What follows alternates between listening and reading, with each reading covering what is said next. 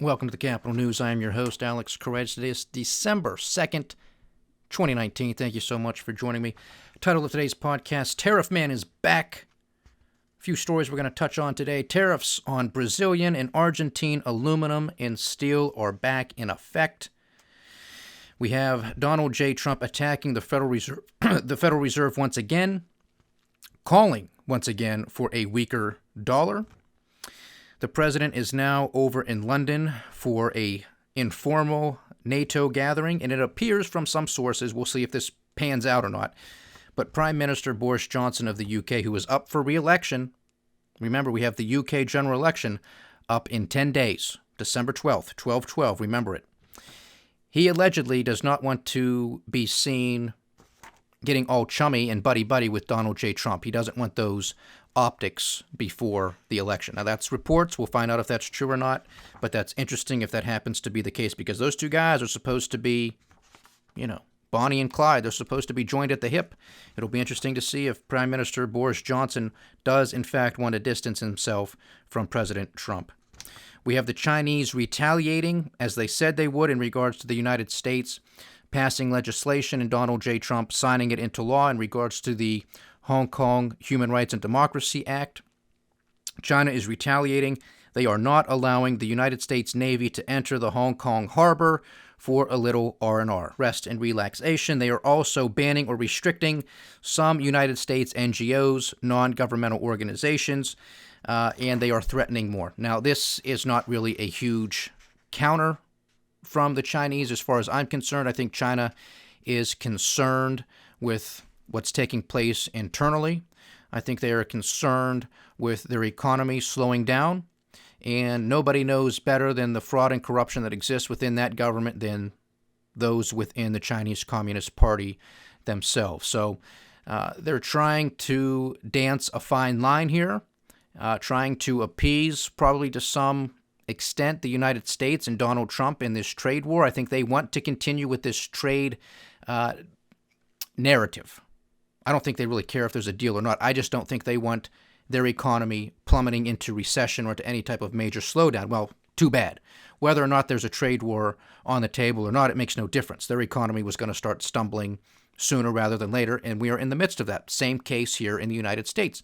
The trade war just exacerbates all of these problems. It just compounds what we're already dealing with. This is the business cycle, folks. Again, do not put too much emphasis on these leaders, on these strongmen, no matter how loud they are, no matter how charismatic they are, no matter how loudly they bang the table or thump their chests, it doesn't matter.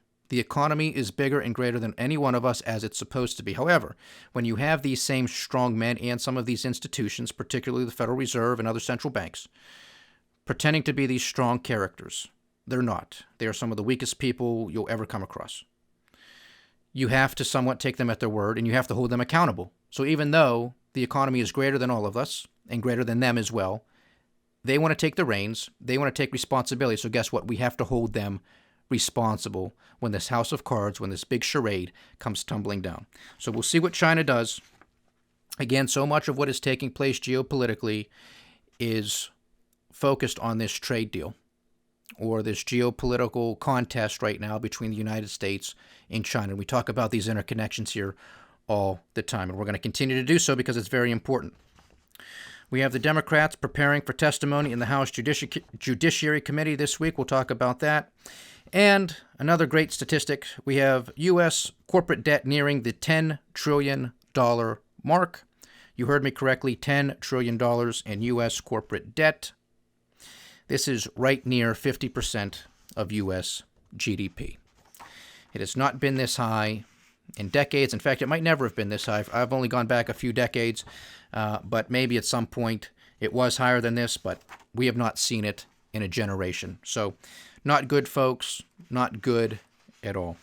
And this is just non-financial. So if you throw in the banks, and this doesn't include small businesses either, and there's a report out there by Forbes that's stating that if you take into consideration non-publicly traded companies, so a lot of small businesses, mom and pop shops, and that type of stuff, you're talking closer to about 15.5 trillion, which would equate to about 74% of U.S. GDP. So what could possibly go wrong? Because the piper never once paid. We'll just continue to kick this can further and further down the road. On the home front, we have some further economic news here in the United States. U.S. factory activity shrinks more than expected. The ISM manufacturing PMI in the U.S. edged down to 48.1 in November from 48.3 in October, and well below market expectations of 49.2. So even market expectations, while higher, were still in contraction. They were below 50 at 49.2. Again, our reading is 48.1. The reading pointed to the fourth straight month of contraction in factory activity amid a steeper fall in new orders and employment. The survey also showed that global trade remains the biggest concern across industries. So here you have it, folks. This is, again, a leading indicator, one that, in my opinion, holds water, something we have to pay attention to. And what are you looking at when you're really focusing on leading economic indicators? New orders and employment. And we have, again, a steeper fall in new orders and employment. That is not boding well for the next months and quarters ahead. And this is the fourth straight monthly contraction. So this is not a trend. This is a trend. This is not a one-off. This, like I always say here, 1 month, 2 months, that's not a trend. You have to wait for 3 months, sometimes even 4, depending on the data series. We have 4 consecutive months of contraction at the ISM manufacturing PMI. This is not good. There is no way that the president or anybody else in the administration can spin this as a positive for the United States of America. You cannot have the manufacturing base in this country basically in contraction, in its own mini recession right now, with no signs of abating, because again, you have new orders and employment falling, leading indicators telling you that they're going to go lower, most likely, and say that this is the greatest economy ever in the history of the United States. You cannot have it both ways. So that's that on that front. And again, we went through a lot of the PMI data that came out yesterday, global PMIs, and again, the picture was stagnation or further deterioration. There was a couple one-offs where it was still an expansion, but even those in expansion were at a lesser rate. This is not just because of a trade war. This is not just because the United States is no longer selling as many soybeans and pork bellies to China. I hope you finally understand this.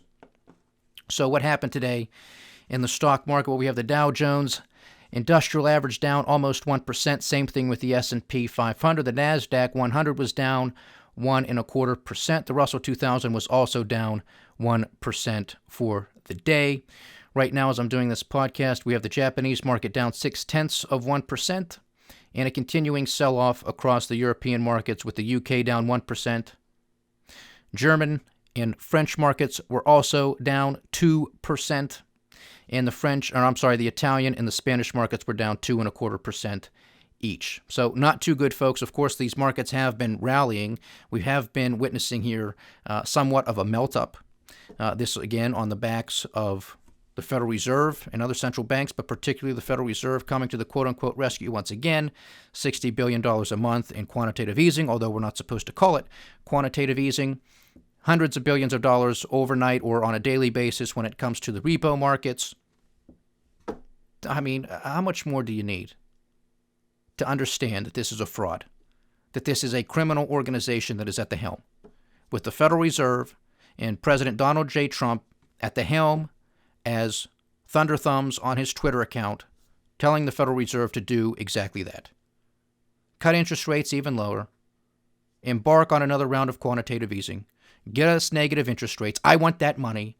Give me that money. It's your money. That's who he wants. That's what it's taken. That's where it comes from, folks. I hope you understand this. It's where it's coming from. It's coming from your bank account. It's coming from your retirement. It's coming from your insurance. It's coming from your annuities. It's coming from your insurance companies who try to invest and make money in the bond market so they can pay out claims. No, Donald J. Trump wants it. So if you're fine with that, then I guess you're going to vote for him again. I mean, all of this other stuff I've told you on numerous occasions. And that's what this whole podcast is about. You want to focus on all of these little ancillary things, and some of them are big. Don't get me wrong. Some of these branches are big issues, and that's why they attract so much attention from people. But you're not striking at the root. I'm striking at the root, the Federal Reserve and the federal income tax. Otherwise, you're not going to solve a damn thing. You're just going to be wiping out branches, and guess what? Another one's going to pop up somewhere else because you're not striking at the root of the problem. That's what you have to get rid of first. And until and unless you understand this, then you're just going to continue to fall for the propaganda that comes out of Donald J. Trump's mouth. You're going to continue to fall for the propaganda that comes out of any Democrat or any other Republican for that matter. And you're just going to continue to be played like a fool, which is exactly what the system wants you to be, in this divide and conquer scheme. That's all it is. And it's getting worse and worse. So they're going to end up getting away with more and more, which is exactly what they are getting away with. Why? Because everybody is so divisive. Everybody is so siloed into the respective corner. Everybody is so caught up in all of the political mumbo-jumbo that they're not paying attention to the economy. They're not paying attention to what the Federal Reserve and other central banks are doing. It's criminal, by the way. There's no other word for it. It's criminal. These people need to be held to account. People don't even know who they are. So good luck with that. But as long as they know the basketball score and the football score, everything's A-okay. And we remain in the greatest economy ever in the history of the United States. Okay, I don't think so. So that's that. Those are some of the global markets. Commodity markets, oil regained some of its losses from yesterday, pretty much on the back of promising cuts from OPEC. Again, they're cutting because they understand that there is slower demand out there. That's exactly what we are going to be witnessing. It's exactly what we have been witnessing, except everything has been kept up by artificial means, by money printing, and anything else. Just a whole bunch of jive talking. President Trump saying there's going to be a deal, sends out one of his lackeys, there's going to be a deal, short strokes, final laps, we're almost there, we're millimeters away. No, we're not even close. We're not even close. And again, we have mixed messages from Donald Trump today and a couple of his members within his administration. China wants to make a deal, and then, well, if China doesn't make a deal, Donald Trump will increase tariffs. Don't forget, folks, that's only a couple weeks away, too. December 15th is the deadline for Donald Trump to make good on his threat to increase tariffs if there is not a deal. And remember, this is not going to be any spectacular deal. This is a phase one deal. Of how many phases, we don't know. And what we somewhat understand as to what might transpire in a phase one trade deal would simply get us back to where we were 2 years ago. However, there's still going to be tariffs. The 2 years ago part just means, well, maybe they're going to continue. The Chinese, might consider buying the same amount of soybeans that they used to in the past, and pork bellies and some other agricultural products. Big whip-de-doo. I mean, are we going to get back? Are those farmers going to come back into business who have filed for bankruptcy and are gone? No, they're not going to come back. They're gone. So what did we accomplish from this trade war? I mean, there aren't too many things that economists agree on. One thing is, don't get involved in a trade war. Just don't do it, because it's tit for tat.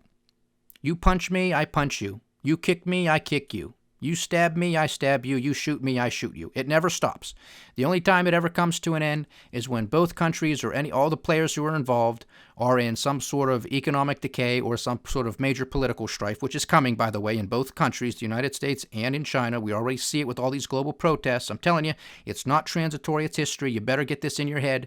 When I'm telling you, this is history in the making. It is coming to a theater near you very soon. Believe me when I tell you. These trade wars don't work until people are on their knees begging, and then both parties are going to be coming to the table from a position of weakness. Okay? Now, we didn't have to get involved in this trade war. There's other ways that we could have done this. Donald Trump didn't have to unilaterally go against the Chinese. The Chinese have a lot of problems. There's no question about it. Most of these problems that we face in the United States aren't China's fault. They're our fault.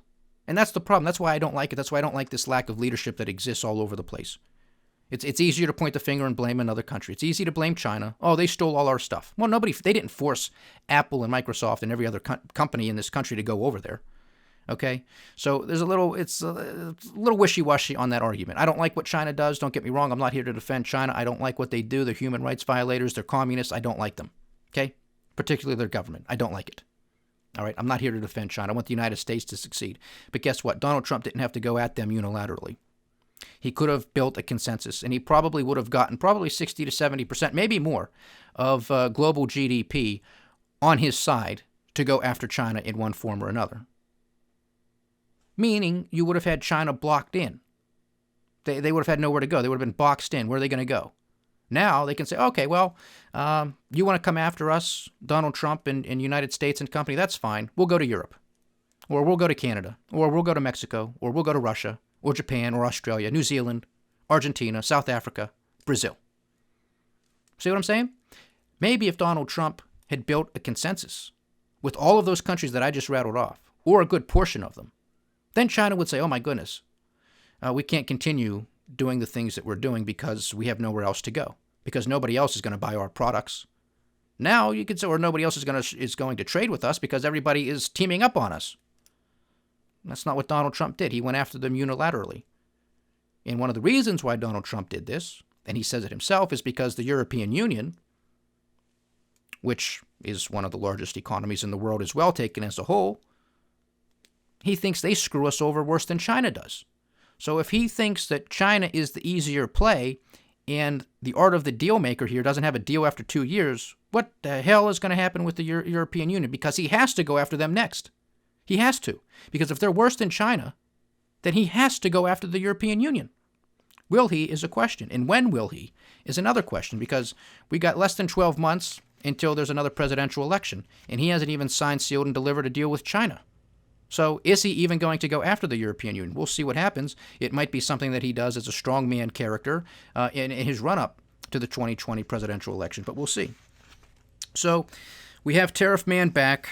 He is placing tariffs again on Brazilian and Argentine aluminum and steel, because why not? You know, I was putting some thought into this today. I don't know if I'm giving Donald Trump too much credit or not, because one of the reasons that he justified doing this, and of course he took to Twitter, as Thunder Thumbs is apt to do, and he says, look, Brazil and Argentina are purposefully devaluing their currency, giving the United States a major disadvantage when it comes to trade. Well, folks, if you've been paying attention to this podcast, and I hope you have been, with respects to Argentina, the reason their currency is collapsing is because their economy is collapsing. You get it? They're going down, their currency goes down. That's how it works. Not because there's some sort of conspiracy going down there with them Argentines all getting together saying, well, are we going to screw over the Americans in their manufacturing base? Oh, I know, Jose. Let's devalue our peso. Let's do that, and then we'll really get it. That didn't happen. Their economy is collapsing. We talked about this a month and a half ago when the elections swung from a pro-business candidate to a socialist. When you have a major default on the horizon from Argentina, their government defaulting as they do every few years on a major loan from the IMF, the International Monetary Fund. This is not because the Argentines are trying to screw over the U.S. manufacturing base. They don't stand a chance against the United States manufacturing base. Never. Not even close. So that argument falls flat on its face. With regards to Brazil, I thought those two, President Trump and President Bolsonaro, I thought they were buddies too. I thought Donald Trump loved him. Isn't President Bolsonaro of Brazil, isn't he supposed to be the Trump of the South? I thought so. Apparently not. Apparently Donald Trump has some vendetta against him as well. And it's not as if the Brazilian economy is booming along either.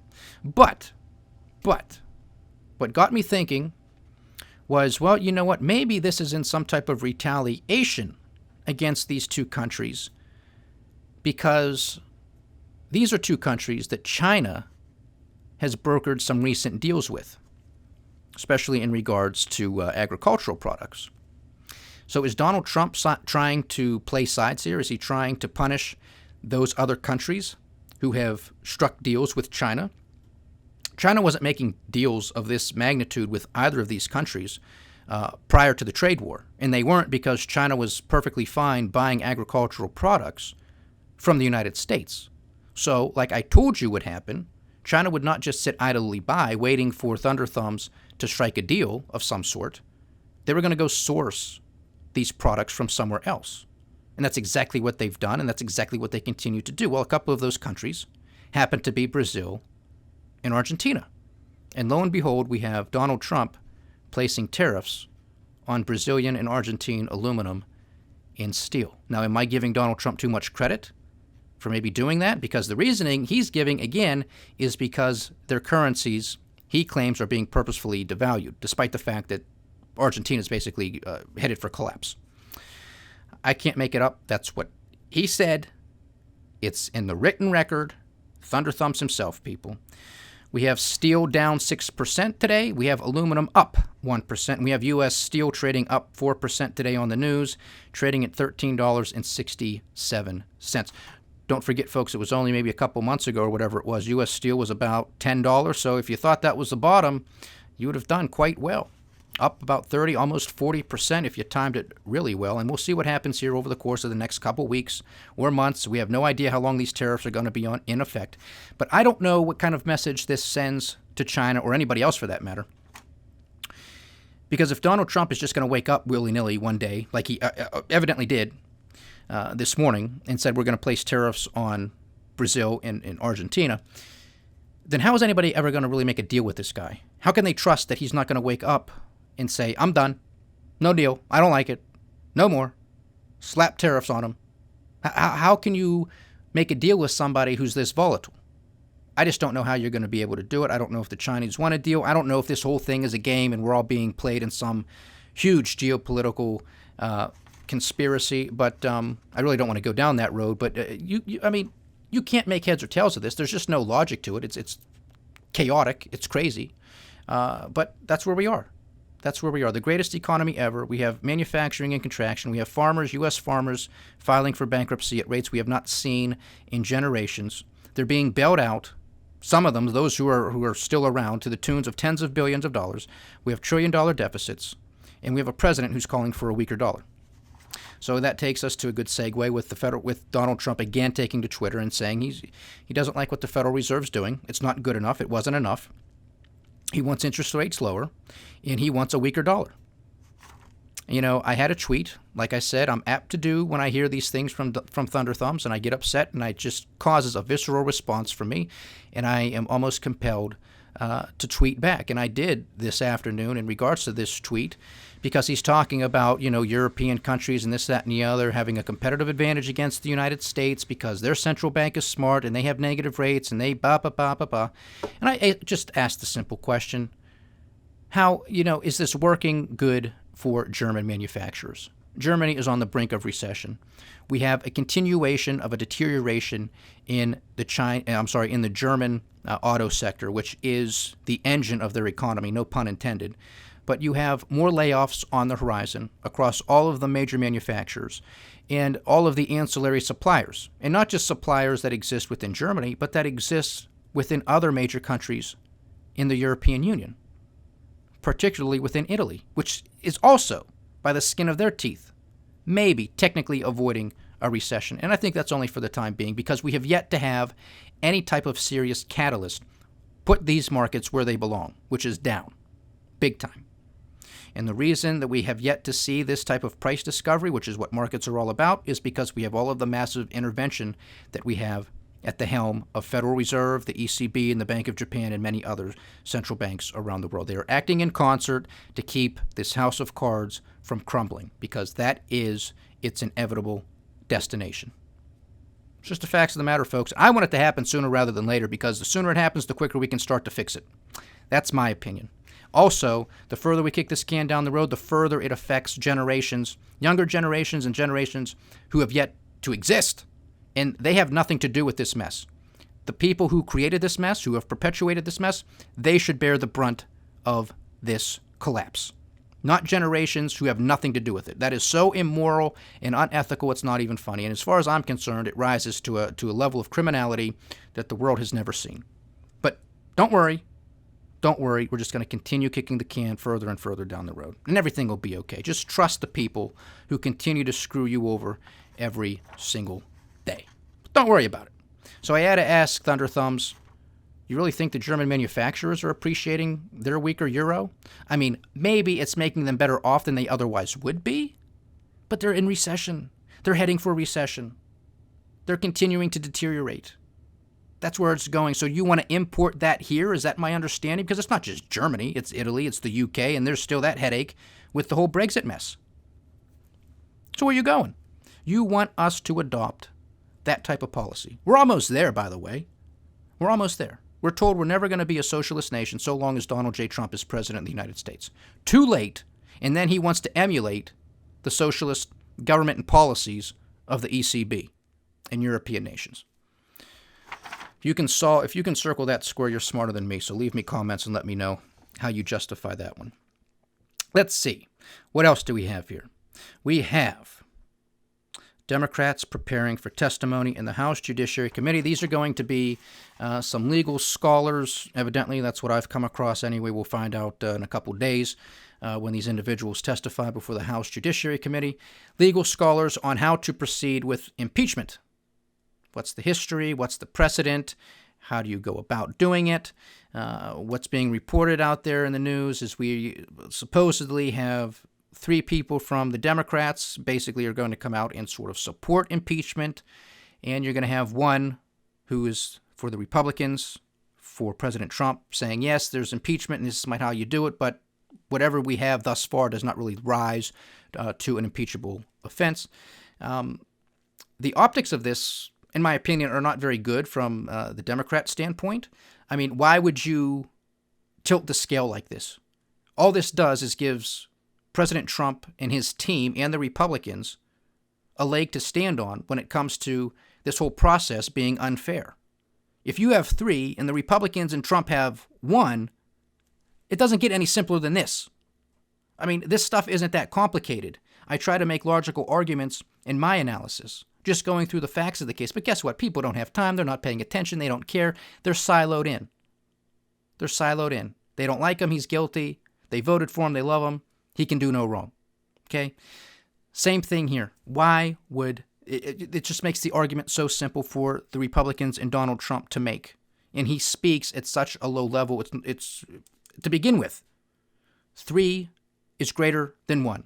This is unfair.